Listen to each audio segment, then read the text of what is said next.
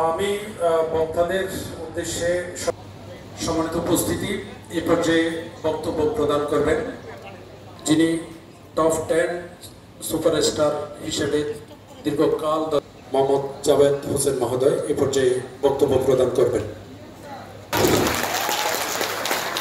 আসসালামু আলাইকুম। করতেই হবে আমাদেরকে বেঁচে থাকার জন্য। আমাদের বর্তমান অর্থনৈতিক পরিস্থিতি যে আমরা আমাদের সিনিয়র সংগঠনকে ধরে রাখতে পারবো না, সুতরাং ব্যবসা আমরা করার প্রতিবন্ধকতা হচ্ছে কিছু শর্ত।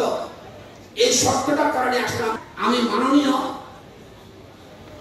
এমডি মহোদয় এবং যারা আছেন করে দিলে আমার মনে হয় যে আমার সংগঠনটা টিকে রাখতে পারবো।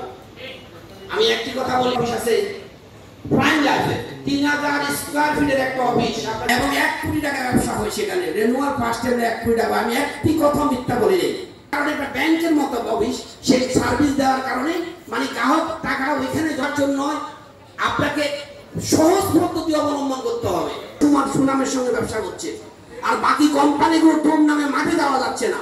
এই পলিসি অবলম্বন আমাদেরকে টিকে রাখবেন কিনা সেটা আপনারাই ভালো বুঝেন। টিকে রাখার জন্য কি কি পথ নেই ভাই বোনরা, আমরা সন্ধান পরিবারের দীর্ঘদিন এখানে আসি, সত্যিই সব আনন্দ লাগে। আমরা নতুন উদ্যোগ নিয়ে এখানে আসি, আবার আমরা মাঠে ঝাঁপিয়ে পড়বো। আর 1 বছর দায়িত্ব আছে, আমরা আমার কমিটমেন্ট ঠিক রাখতে হবে এবং চেষ্টা করতে নতুন সংগঠন পাওয়া যাচ্ছে না।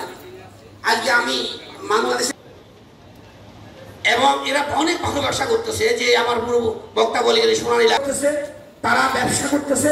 আমাদের একমাত্র উদ্দেশ্য থাকবে আমরা কর্মী রিক্রুট করবো, জিনিস অত প্রতিভাবে আমাদের জড়িত। আমি মাননীয় এমনি খুবই ব্যবসা বান্ধব, কিন্তু এর মাঝে কিছু তাহলে আমরা আপনার এই 75 কোটি না 100 কোটি টাকা আমরা প্রতি বছর গল্প জুড়ে দিই। আমরা তথ্যগুলো সঠিকভাবে দেন প্লিজ। মিথ্যা তথ্য নিয়ে এই যে তথ্য দিচ্ছেন, বছর টানা কক্সবাজার সম্মেলনে আমার দেখা হচ্ছে, কিন্তু আমার একটা